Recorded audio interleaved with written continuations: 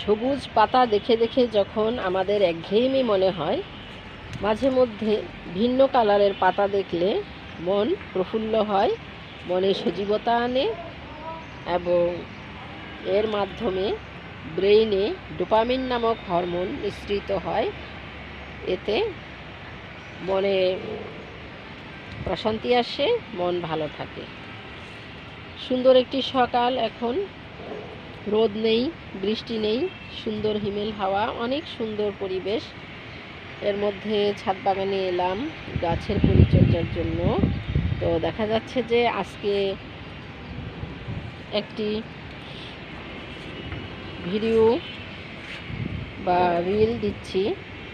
এটা গাছগুলো অনেক দিন ধরে বলছিলাম যে রিল দিব বা ভিডিও করব। আমার অবর্তমানে পরিচর্যা কম হওয়ার কারণে কিছু গাছ মরে গিয়েছে। এখানে 2 রকমের ড্রেসিনা রয়েছে। এগুলাকে বাংলায় বলে অগ্নিশ্বর, ইংরেজিতে বলে ড্রেসিনা বা রেড ড্রেসিনা, লাল ড্রেসিনা। ড্রেসিনা নানা রকম হয়, সবুজ হয়, স্ট্রাইপ হয়, বা লাল, সাদা, সবুজ স্ট্রাইপ হয়। এটা হচ্ছে একটু খয়েরি কালার, ছোট পাতা, আর এটা হচ্ছে চওড়া পাতা। ছোট পাতার গাছও অনেকগুলো হয়েছে, চওড়া পাতার গাছও অনেকগুলো হয়েছে। আর একটা গাছ আমার এর চেয়ে চওড়া পাতা আরও টুকটুকে লাল ছিল, সেটা মরে গিয়েছে পরিবেশের প্রভাবে বা মাটিতে খাদ্য পুষ্টির সমস্যার কারণে। যেমন এই যে এইখানে এই টবটাতে 3টা গাছ ছিল, কিছুদিন আগে খেয়াল করলাম যে গাছগুলো মরে যাচ্ছে। তারপরে আগাছা প্রচুর হয়েছে, এর খাদ্যের অভাব হয়েছিল, সেই জন্য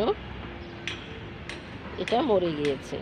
তো গাছগুলোকে মাঝে মাঝে নিড়ানি দিয়ে জৈব সার দিতে হবে এবং পরিচর্যা করতে হবে, আগাছা দমন করতে হবে এবং মরা পাতা পরিষ্কার করতে হবে। এভাবে গাছগুলোকে ভালো রাখা সম্ভব।